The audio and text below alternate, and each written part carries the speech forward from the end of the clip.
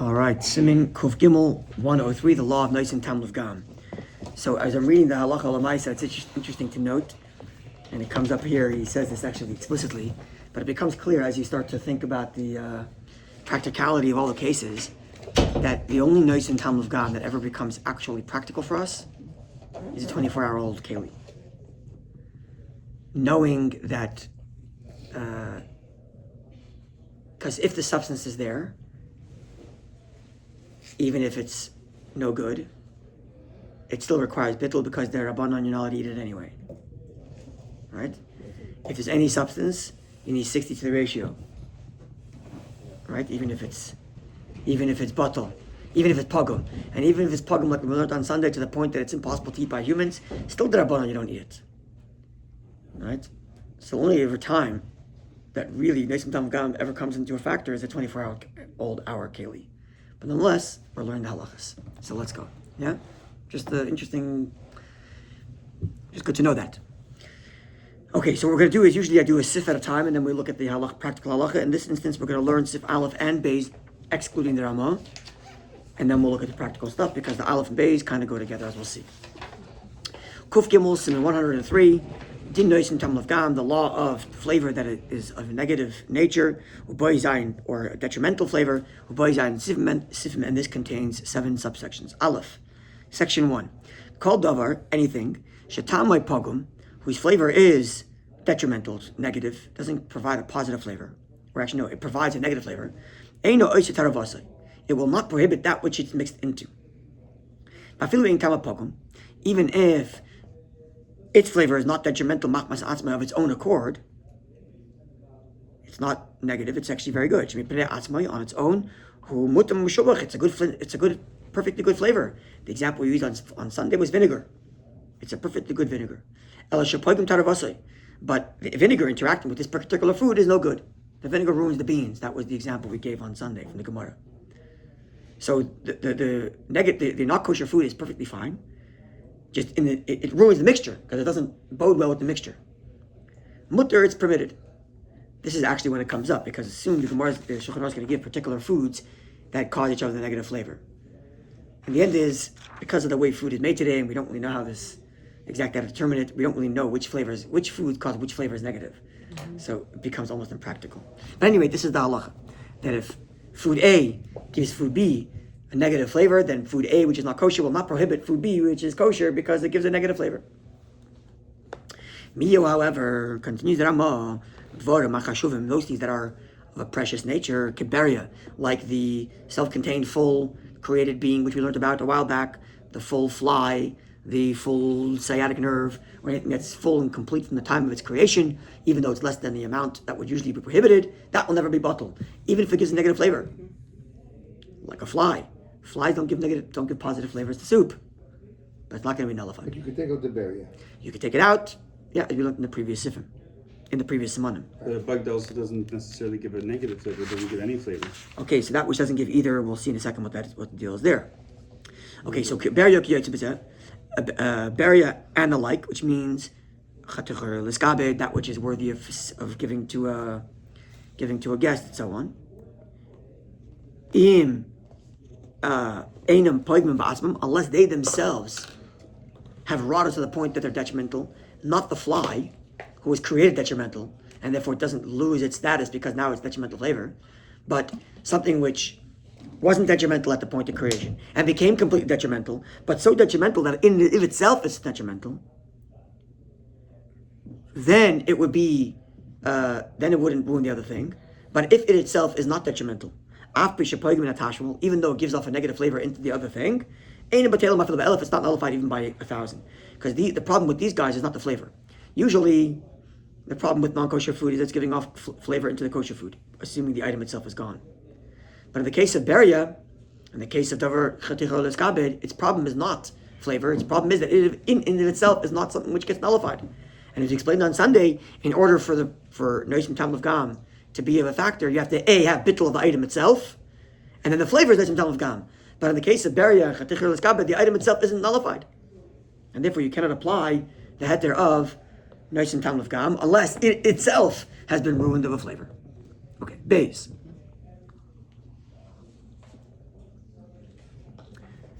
This negative flavor that it gives off, it's not necessary that it should be completely a negative flavor to the point that it becomes inedible. And even if it gives off somewhat of a negative flavor, it will not prohibit the thing that it's mixed into.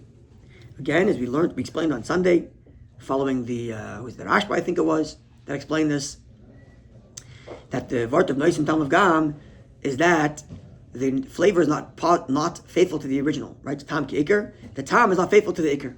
So even if it's not giving this flavor that's so detrimental that you can't even eat it, but if it isn't giving off a flavor that is what's the word? That is faithful to the thing itself, which is meant to give good flavor, then it's okay. Doesn't prohibit the thing it's mixed into. Okay. Now, those that say, this is specifically that's only if you have a lot of a little bit of an isser and a lot of kosher, so the non-kosher itself is nullified, and then you say that the flavor is not a problem because it's of a negative type. But there's a lot of prohibited food in the majority, and the minority is kosher. Even if it's half and half. So, for example, what the Taz explains, if you have a big prohibited piece of food that falls into a small amount of gravy, of a liquid, of roitiv, and then you take away the non-kosher. So what you're left with is a little bit of gravy that interacted with lots of kosher, lots of non-kosher that's much bigger than it. Okay? But the flavor is levgam. The flavor that the non-kosher that fell into the gravy is bad for it. I don't know, let's say you have a small meat sauce and a non-kosher fish falls into it. Or a big piece of non-kosher fish. The fish gives off a not good flavor, let's just imagine, to this little meat sauce. But the fish, that's non-kosher, is much bigger than the meat sauce. Yes? Wouldn't the mixture of the fish and the meat being cooked together be problematic on its own? Putting that aside, I'm taking the kosher issue. Okay, if you don't like that, pick a different one.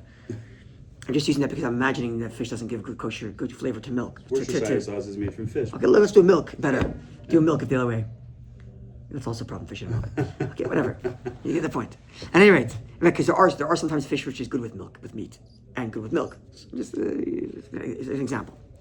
Okay, so then then we don't apply the leniency that because it's a negative flavor, it's okay, because it's being overwhelmed by the non-kosher. The non-kosher is of a bigger amount, bigger quantity. Unless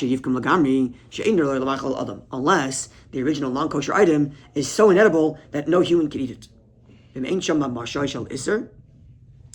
you're not left with any substance of the actual prohibited item itself, only all you're left with is the flavor. That even if you have a lot of non-kosher negative flavor and a little bit of kosher, that's good. Mutter, it's okay. Even if it's only a little bit non-good, right? Because the only time you need to have, a majority of kosher is when you have substance itself that overwhelms it. You have substance itself that overwhelms it. Mamashis? Mamash. No. When you have, not just flavor, but you have actual substance itself. Even though you took it out later, but you had mamash, the actual substance of non-kosher itself. Okay, that's one opinion. There are those who cut the law, pirush, are prone to be more stringent in this regard. We mentioned these machlokas on Sunday. Loimar, to say, we explain the background, the two different opinions of how you understand this sometimes gam. Okay, and Loimar, they say, if the non-kosher item, if the non-kosher item enlarged the kosher, enlarged the quantity of the kosher, such that the gain you have by the increased volume is greater, it's greater than the loss of the little bit of negative flavor. Asur, that is forbidden. until such time that it's completely inedible to anybody, any human. Okay? Until such time that what? That is completely inedible to any human, to humans. You could feed it to an animal. You're allowed to benefit from it by feeding it to. If it's milk and meat, there's another story, but that's irrelevant here anyway. This is all a question of faithful flavors. Okay. Right? Okay, so this view says like this. This view is saying, it's more stringent, this view. Because this view is saying, I don't really care about the quantity of whether or not there's more heter or more isser. What I care about is there increased value? Is there increased value being brought to you by this non-kosher thing? Now, if the increased value that it's giving you by increased volume is greater than the loss of value because of negative flavor, then you're still gaining from that prohibited food, and therefore not kosher. Even though the flavor it's giving off is no good, and even though you have an overwhelming majority of kosher.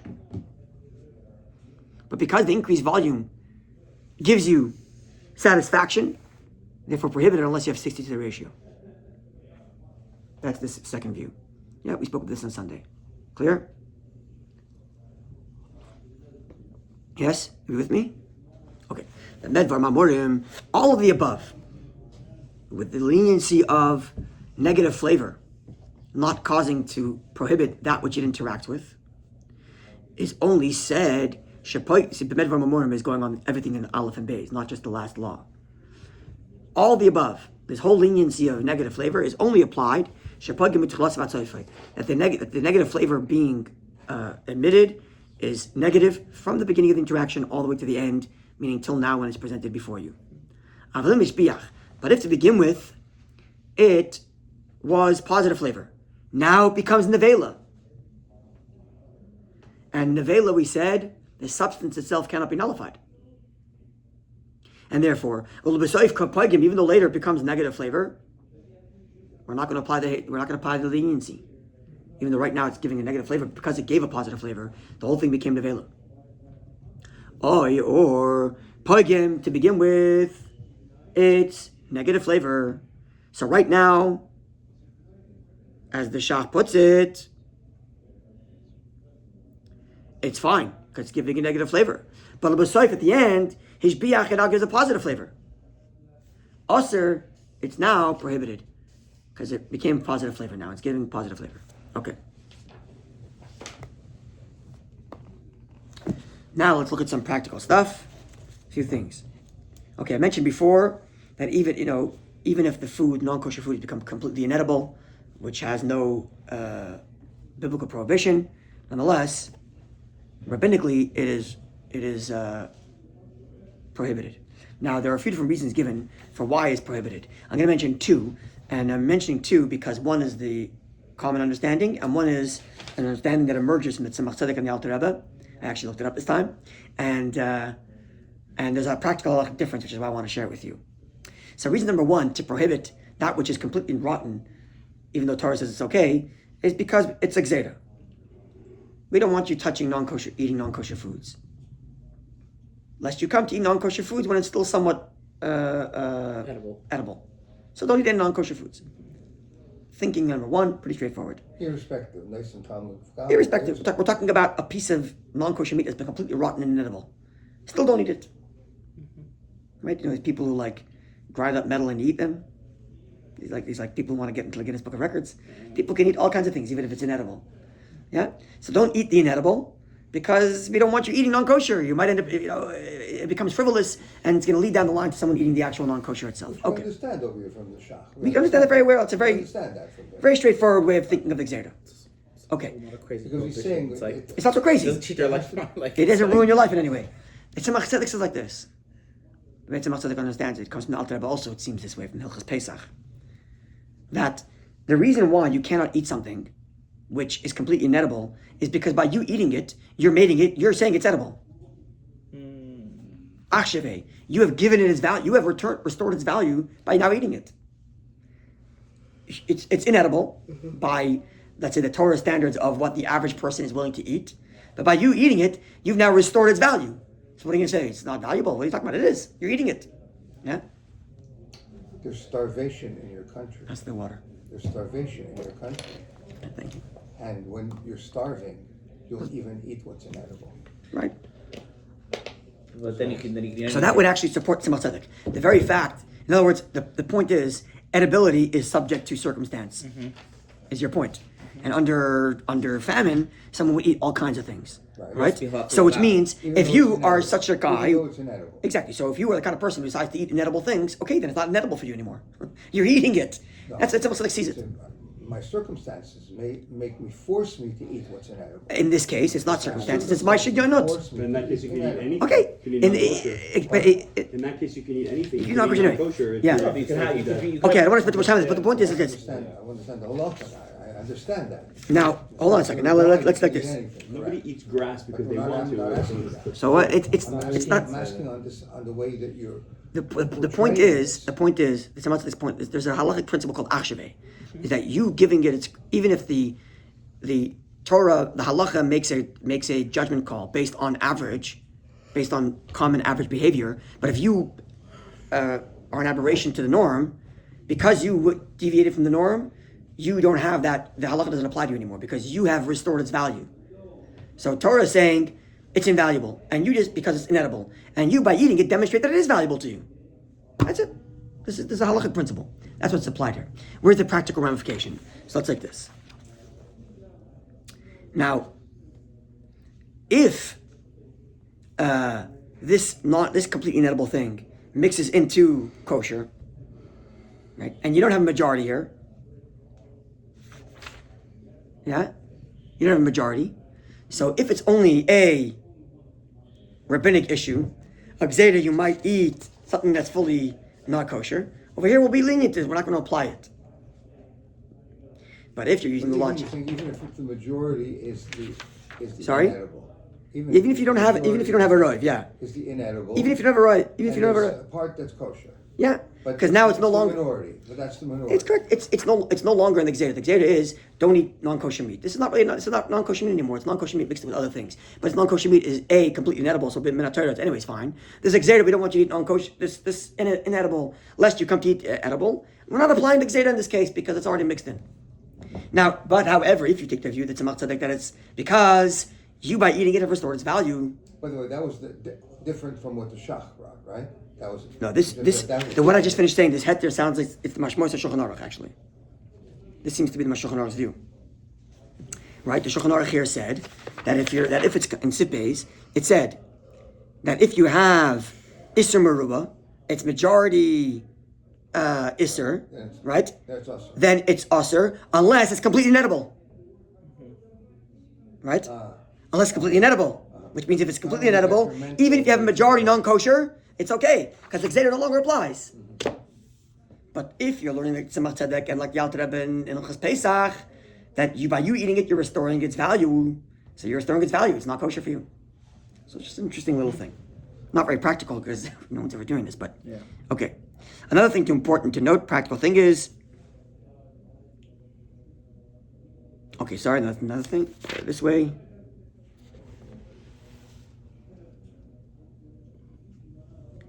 Okay, so a food, this is another component that contributes to the fact that these things these leniencies aren't really applied so much today. A food, which in and of itself is rotten, right? But because of its chemical makeup, it helps to restore and create benefit in other foods, right? So today, it improves some other food, right? So today, with the extraction of enzymes and all that kind of thing, which maybe on its own wouldn't be edible, but they'll mix it into other things that will make it completely better. So you cannot apply the standard. You cannot apply the standard of noisim tam gam. It's minatayra aser, right? So that's these are examples of why the halacha of this food's rotten, it's no longer valuable. It is valuable. We use it, right? And not just we use it. Everybody uses it. It's not like it's the case where one guy's an aberration. Everybody's using it. Okay.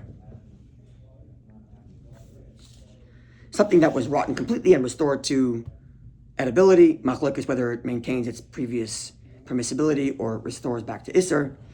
Okay? Another thing. So the enzyme that's mixed into the food, the enzyme itself is pagam. Sorry? The enzyme itself is inedible.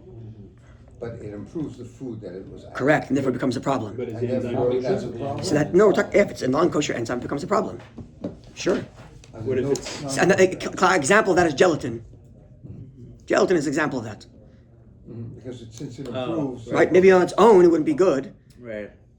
Right, but because of the way they mix it into the rest of the food, now it's the best part of the It would food. require Right. 60. So that become an isser. That becomes problematic. No, you wouldn't eat Requires straight 60. gelatin. It's right, correct. gross. That's an example. I have a question. I'm assuming I never ate gelatin, but I'm assuming that's what it's like, right? Because they take I'm sure you've had Disgusting the part. kosher one version. It's the same yeah, thing. yeah. But Sorry? here's an important question. Yeah. There's a coloring. The color red comes from crushed up bugs. That is kosher that we do use. I remember Rabbi Ben Shimon had a whole shir about this once about how disgusting it is really on its face, but it adds to And it's whatever kosher? it is, and and in most cases it's kosher because it's such a small amount. Okay, maybe it's bittul. And if it's crushed up, it's not berry anymore, it's bottle, The maybe. problem is that it's visible. It gives the color. We We get looked at that last vibrant time. Okay, it's a good shot. I don't know. If give me more information, I don't know. I don't I have to I ask want- Rabbi Ben Shimon So again. give me more information. I want to read about I it. doubt it's still the same now. Sorry? I know I knew this in the past. I heard this fact in the past. Yeah. I doubt it's true now. Now everything is so Synthetic. Like, no. It's cruelty free, bug free. It's everything free. They're now like They're everything's making so burger meat out of grubs like right now. Okay, let's go forward. Whatever. So another thing is, we said before, we also mentioned that Noisim Tam of Gam works with flavor, not with mamashis, not with substance itself. All right, we'll get to more of that soon as well when we get to like what's left behind in the pots. This is also true if it's liquid and you can't extract it. So if liquid mixes in with liquid, a non-kosher liquid mixes into a kosher liquid, and the non-kosher liquids have a negative flavor, it's the same thing as it's not considered like substance, it's considered like flavor, in which case you would have permissibility. All right? With respect to a flavor that's not good nor positive, yeah? Liquid, no matter what, is considered a flavor. Sorry? Liquid is considered flavor. It's not considered mamash. In this context, yes. What's the context? In the context of Noisim Tam of Gam. Because you're You having have like some, A little bit of- cholents, whatever. They're not kosher, spoiled. Yeah. Cholent liquid. It's not mamashis. Like, No, it's it- spoiled. if it can no longer be extracted from the mixture, Yeah. then it's considered not much anymore. It's considered the only flavor. Right? This is okay. Yeah. It's All right. Yes. So now another thing is like this. We have in the shach, to your point, where something that doesn't give not positive, not negative. Yeah. Said the shach, usr. You have to have 60 times that amount. Right? Now, it's clear from the shach that the shach is saying this even if it doesn't give any flavor at all. Whereas others say, no. If it doesn't give any flavor, then you don't need 60. The 60 requirement is only because you want to nullify flavor. So if it's giving no flavor, not positive, not negative, you don't need 60 to the amount. You just need a majority. 51%. You need a majority, right? And then it's fine. However, if it gives a flavor, but the flavor is neutral, then you're not going to need 60. Because it's not a negative flavor. Even if it's not positive, you still need 60. But if it's giving no flavor, you don't need 60 to the ratio. Whereas the shach seems to be saying you still need 60 to the ratio even if it gives no flavor at all. Okay.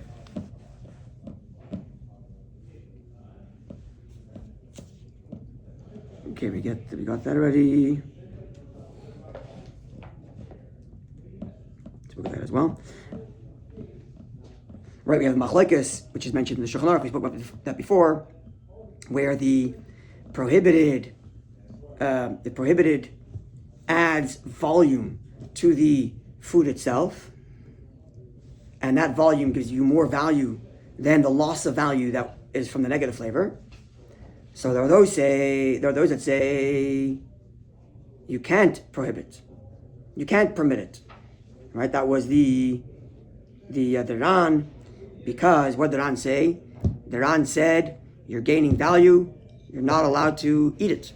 Was the other opinion, the Rashba, who said that because the flavor is negative, I don't care, even though you're getting an added volume. Yeah, the halacha, but this is the machlokes mentioned in the Shulchan Aruch. The yesh misha omer and the yesh misha chaytach. The halacha is that b'makam hefsid we can be lenient in a place of major big loss. Anything that gives a detrimental flavor is typically we could be lenient about it. But anything unless that's a positive flavor. but here's an interesting case. It gives negative flavor, but you get added value by the increased volume, and the increased volume is more valuable than the loss of the negative flavor. That's what we spoke when Pesach spoke about the soup. We said something about the soup last. Spoke better on Sunday, and we're speaking that here. Yeah. So that's the machlokes. That's it. Shulchan Aruch mentioned the machlokes here. Whether you just go by flavor itself or you go by total net value. If you go by net value, there's a net gain. Prohibited. You go by flavor, bad flavor, it's fine. So in a case of great loss, you can be Which is lenient. halacha. So in case of great loss, you can be lenient. That's the halacha. Okay. Okay, we said that Pesach and Taz.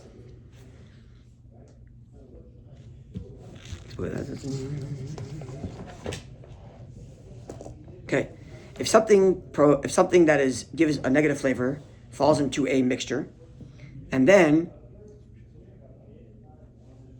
this mixture falls into another mixture, and in the next mixture, that negative flavor. Is the next mixture kosher? Yeah, 2 kosher soups. Negative flavor falls into soup 1, and then soup 1 goes into soup 2.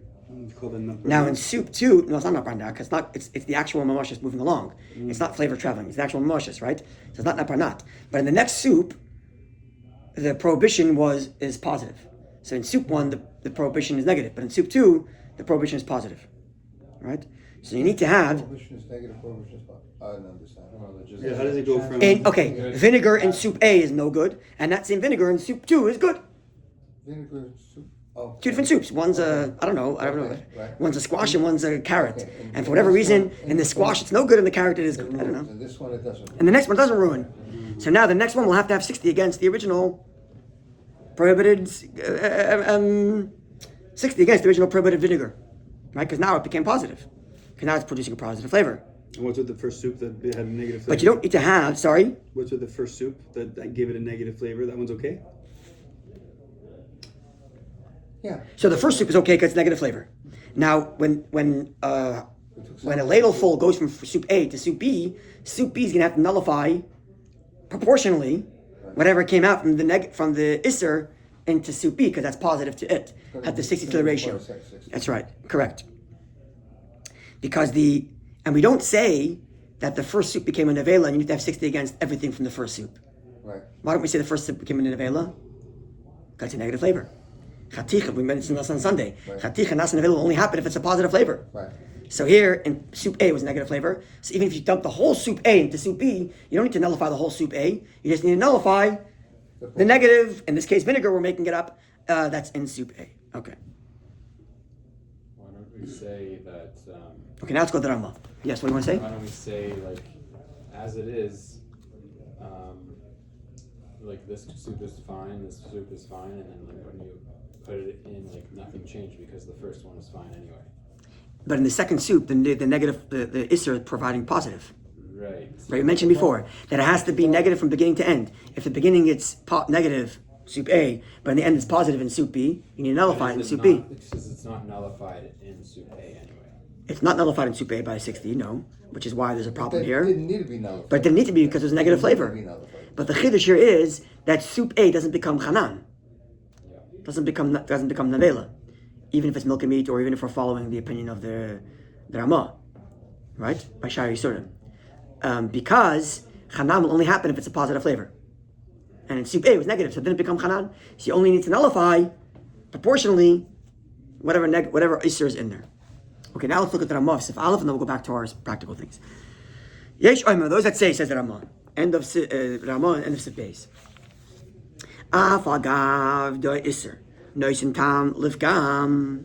Even though the prohibited item is giving a negative flavor into the kosher, and therefore my entire mixture now is kosher. The Ramah at the end of Sif Beis. Nevertheless, hakadeda asura. The pot is not kosher. Why? Why? Because remember, what's the negative flavor happening here? The negative flavor is happening here on interaction. It's perfectly good vinegar. Mm-hmm. It happens to be in this mixture, it's no good. Mm-hmm. So in the pot, is the vinegar good or no good? Good. Good. Why should it be bad in the pot? So the pot is not kosher. Even though the food in it is kosher. Because as the vinegar interacts with, I'm using vinegar as an example, but whatever. As the non-kosher interacts with the actual soup, the mixture, it's negative, no problem. But then when it goes into the pot, it's perfectly fine.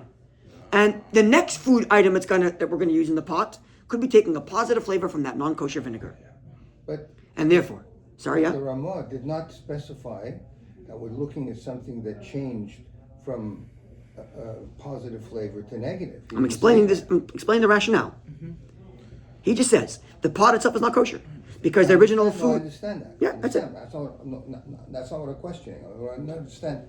In your explanation, you said because the thing originally, the not kosher, had a positive flavor, but adding it now to this mixture, it became negative. Correct. And that's why this is now edible. Because that's the main case here. That's why it's permissible. That's the main right? case of the last two sifim. That's the primary case of the last two sifim. Okay, I see. So you're just saying, okay. That's the way it is.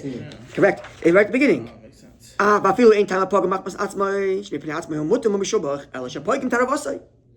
What are you looking? At the beginning of Aleph. So it could be like a tray of sauce that tastes good on its own. That's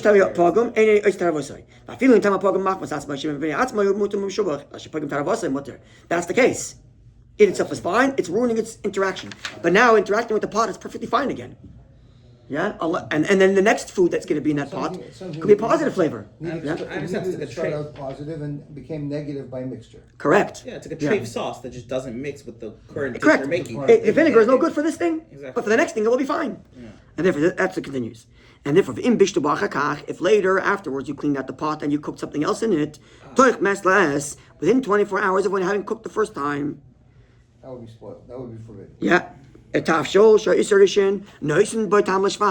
and now this new food that you're cooking in the pot would get a positive flavor from that non-kosher.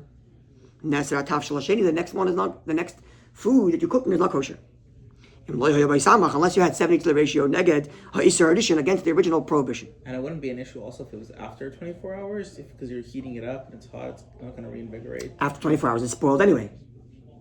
As we're going to learn Sifhei, Right. and as we know already from 1,000 times in the Yeah, before. I know. Yeah? But what if it's like a vinegar? Can Okay, if come it's back? sharp, it's something else. That's what I'm trying to say. Is like these. Okay, things. we'll get to the sharp halacha in a minute. Okay. We'll get to the sharp halacha soon.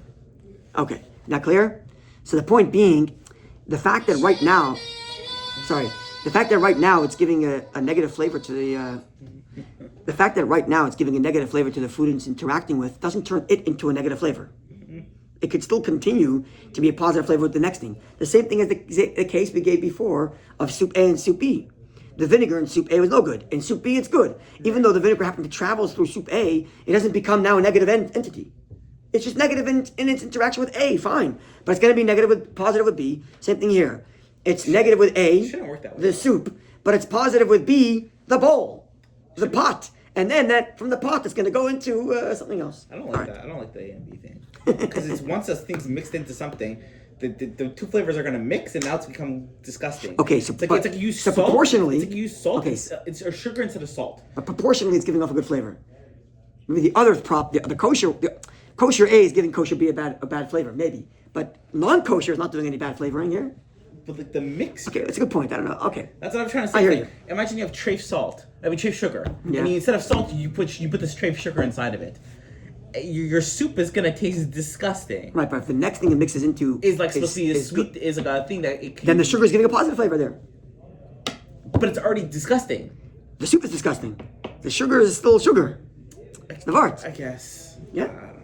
Okay, continuing. Aval, but I understand. now here's where becomes a whole thing with the shach who takes on a not bar not view, where the Ramah seems to be taking a nice and tamil of gam view, and it's not clear why they're doing that. But this is a discussion in the commentaries. But we're just going to learn on the most basic level using the Ramah and framing it as a nice and tamil of gam issue rather than a not bar not issue, which the shach frames it as in halacha yud, in Safkat Yud in chapter 10, in comment number 10. Says the Ramah, Aval bat im niru atav shel rishon bekaf. So you have kosher food. Non-kosher flavor goes in there. The non-kosher flavor is detrimental in this mixture. And now you mix the pot with a ladle. Now, now you take that same ladle and you put it into tafshel sheni, set into soup B. So ladle went from soup A. In soup A, there's non-kosher food, which is detrimental in this current mixture. And that's why it's permissible. And that's why it's permissible. And then I took that same ladle and put it into B. But Shugam came poigam. Right? Okay. Now in soup B, it's also a negative flavor. Loinesa hakadera. This pot B didn't become non-kosher. Pot A became non-kosher. But the product inside is permissible. The product inside is permissible because it's But the pot is but the pot's not kosher But because in it has original flavor of positive. Right. It has original flavor of positive vinegar, and right. But when you dip in there and you dip into the next one, the food's for sure okay because it's levgam, but the pot's gonna be okay. Why? She'en leitam klal, because it has no. Sorry, loy nesakader. The pot is not a problem, and this is where the shach says it's not barnat. And the pot B wouldn't need 60 times the. You don't need 6 times the ratio because it's a pot negative flavor. In both instances, in both pot A and pot B, it's negative flavor. It's the same example of pot A. Sorry, the second pot is positive. you have to separate between food and pot. There's pot A containing food A. Right. In there, it's negative flavor, but pot A is now non-kosher. Right. Okay, now I take the ladle, stick it into pot A, put it into food B. Right. Food B is also perfectly fine because anyways, its interaction with the non-kosher food is also negative. But pot B is not going to be non-kosher. But what if the food That's was what- positive? What if the interaction was positive between the contents of the second Then it's pot? non-kosher, and for sure we'll go to the pot. That's the big vart. Okay. The Ramah seems to be saying it's dafka when the second pot is a negative flavor also. And the Shach is saying, I understand what we're talking And all of about. this because Even it's if the not negative, banana? 1 second. So the Ramah seems to be saying it's dafka because in pot B it's it's livgam. And that's why pot B is okay. But the Shach says, I don't understand what you're talking about. The Shach, even the, no, sorry, not Shach, the Taz. So I don't know what you're talking about. Even if pot B was a positive flavor, even if the food B would have a positive flavor with non-kosher, Right. pot B would still be kosher because it's not barnat. Right. So why is there a saying it's dafka because pot B, because food B had a negative flavor also.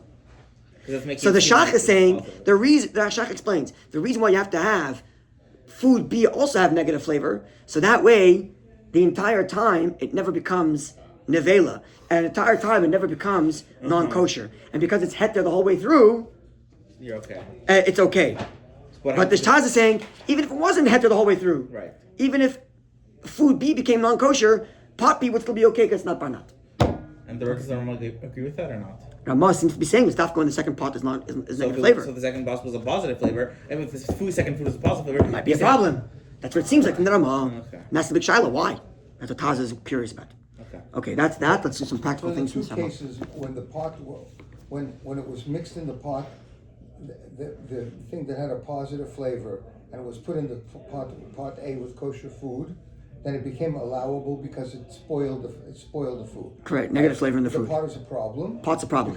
Because of that food, which originally could have been good. The non-kosher food that could have been good is in the pot. Would There's it no. have been spoiled from the get-go, this wouldn't have been a problem Correct. with the pot. Correct. But because it was something that changed by a mixture with the kosher. It's not that it changed. It just didn't. It gave a negative flavor to that food. It changed in the sense that It gave that food a negative flavor. It gave a negative flavor. That food, but it itself remains a positive food, Okay. and which is why it's in the that's pot. case Negative, number one. positive. Okay, That's case one. Case number one. And case number two, Yeah. the same thing happened in the beginning, right? Yes. And a ladle was put in. Correct. Okay. And that ladle now absorbed also the positive flavor. So the ladle absorbed the kosher food, plus the the positive non-kosher food, which is in its own right fine. Which is On its own right is fine. which in all right, it's not pagam. It's not Correct. that- On its own right, it's it's fine. not- And then I take that ladle, put it into another pot. Right. Now, what's Now that pot is going to be okay. So the pot or the food? Now the food's not going to be okay in the pot. So says the Ramah, the second pot was also a negative flavor interacting with that non-kosher, Right. and that's why everything's fine, even the pot. Whereas the Taz seems to be saying, even if when I put it into the second pot was a perfectly fine flavor, it's l'shvach, interacting with the non-kosher, the pot would still be okay because it's not barnat. But what happened to the food? Do we agree? Do both agree with the food? Do both agree They're on the talking about food? different cases. Because the Ramah's, Just the second case. but Just even the second even in the case. second case that Ramah and the Taz are arguing, because the They're arguing Ramah's on the food, one second, let's explain. and they're Let me arguing on the explain. That the Ramah is describing the case of second pot as also having a negative. The food in the second pot as also having a negative flavor with the original Isser. That's how the Ramah describes that case, Right. which therefore, of course, that's going to be kosher. The food. Food's for sure going to be kosher. It's having a negative interaction with the original non-kosher. The chiddush Ramah is adding at the pot doesn't become non-kosher because it's already 2 times later. Okay, fine. And the shach. Says the Taz, Taz. the second pot doesn't need to have negative flavor food. So it's a new case then, because in the second pot the food is having a good interaction with the non-kosher. In the Taz's view, and still everything's kosher because it's not barnat. So it's a new case. He's telling the Ramah, you don't have to go so extreme and make the second case also have levgam. Keep the second one l'shvach, and it's still fine Right. because not barnat. Okay. That's the main point So here. in conclusion, they both conclude the same. They come to the same conclusion. Not necessarily, Two because it's different- possible that Ramah will say that if the second pot is l'shvach, if the second food's l'shvach, and the pot's aser, because he limited the case to dafka when the second pot is also levgam, which implies that if the second pot had shvach food, it would be a problem. That's where the Ramah They agree on and the food, shah. But could argue on the pot. Correct. All right. So let's some practical things come out of this. So in case number 1, where it's an important din b'chlal. So what did Ramah say? Ramah said that if you're cooking food in a pot and a little bit of non-kosher comes in, but the non-kosher is a negative flavor, therefore that food is all okay, right? You still need to kosherize the pot. Yes. That's the chiddush of the Ramah. Even if you wait 24 hours, you still have to kosherize it. Because we already learned in previous Siman, you cannot lechatchila cook in a non-kosher pot ben yoimai. So it's a major chiddush Ramah's adding over here. That even though we just learned over this new heter, Even no, though some time of gam is Even heter. though if you use it accidentally, it'll have no. Even though you lose it accidentally, it would be You're fine. permitted to use it. But you have to kosherize it. Right. So it's a major chiddush here. We're learning next time of gam is mutter. Hello, only for the food, not the pot. Pot has to be kosherized. That's what Ramah is telling us. Major chiddush din. Okay. As long as it's something that was not of a negative flavor to begin with. Okay, there are those who go so far as to say that even if this food, non-kosher food item, is the type that will make any food it interacts with negative. It's the kind of food, I don't know, I'm not sure an example of something like this, but it's the kind of thing that would cause a bad flavor to anything it interacts with. We're still going to say to kosherize the pot. A gzeda. A goy could eat it and he'd enjoy it before it went in the pot. A guy could eat it and enjoy it before it went in the pot. But once it went in the pot, But no matter it's which only pot, good when it's eaten alone. Right. Never good when it interacts with anything else. no matter what you're going to mix it with, It's always gonna be spoil bad. that. Somehow. It's going to be detrimental. Can we get that?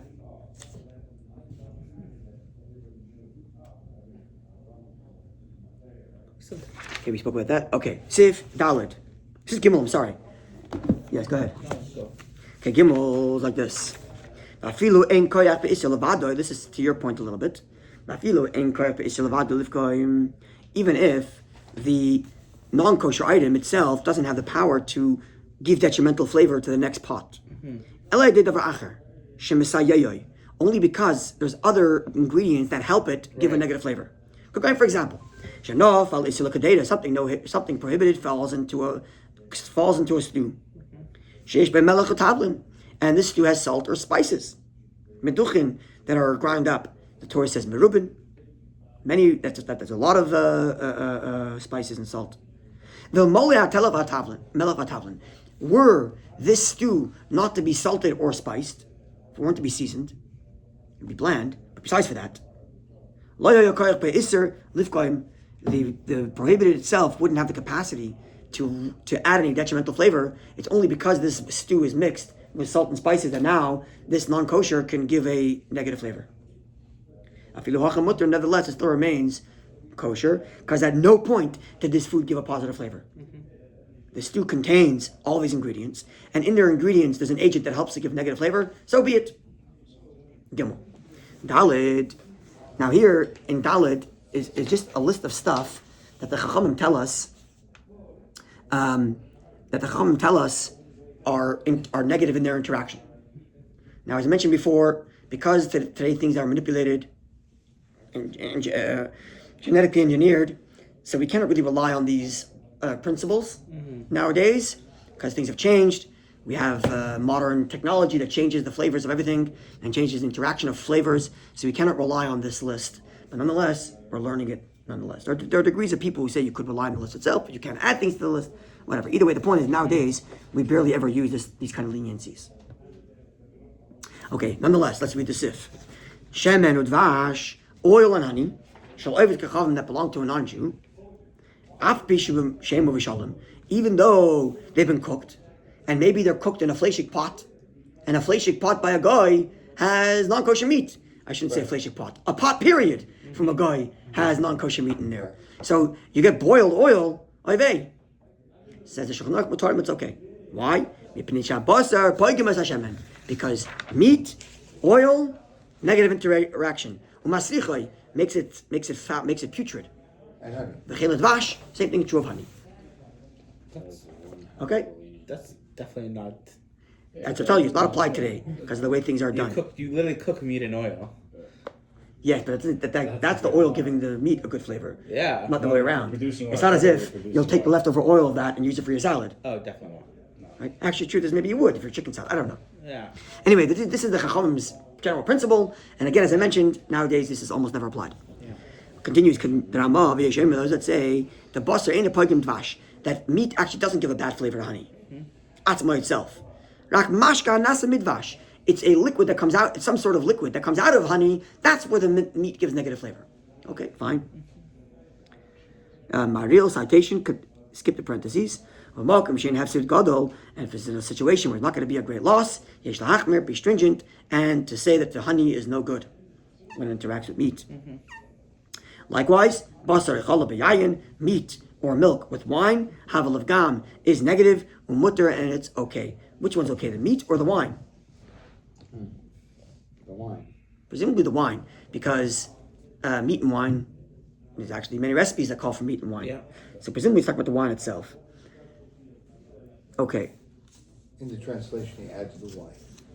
Yeah, it's the wine, yes. That would be correct. Is he talking about honey from bees or honey from dates? What kind of honey is he talking about here? I don't even know. Okay. Because That's a great question. It's a good question. It's possible. I'm not going to answer. I don't know. We have to go to the sources and see if it's in Babylonia or Yerushalayim.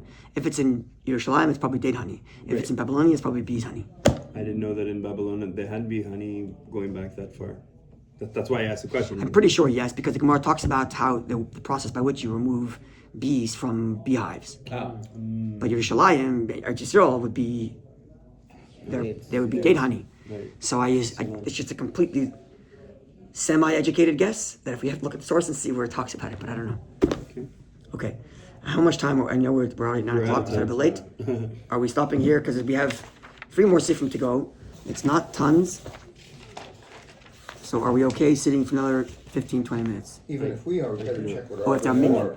Okay, so then you know what? Are we good for? We can check with them. They all. Can we do? Okay, so let's stop. We'll do Ma'ariv. Can we? Is everybody okay for half an hour share tomorrow, Thursday? Oh, I can do a show tomorrow. I just can't stay after my. We're gonna do a half an hour share tomorrow. I'll post in the group, and we'll do a half an hour tomorrow. Yes? Everybody's okay with that? Well, we need 20 minutes, half an hour maybe. Okay, so I'll post in the group. We'll do 20 minutes, half an hour tomorrow. Okay, good evening, everybody. I'll find the time.